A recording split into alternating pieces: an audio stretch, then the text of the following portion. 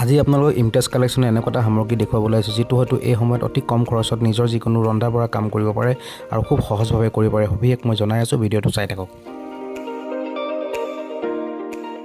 বৰ্তমানে তেল দি জ্বলোৱা হৈছে, যিহেতু বিভিন্ন ধৰণৰ ডেমো দেখুৱাই থকা হয়। আপোনালোকে কেৰি বেগ বা জুই হৰিলা বা অন্যান্য আপোনালোকৰ যিটো সুবিধা হয় সেই মাধ্যমেৰে জুইকুৰা জ্বলাব পাৰে।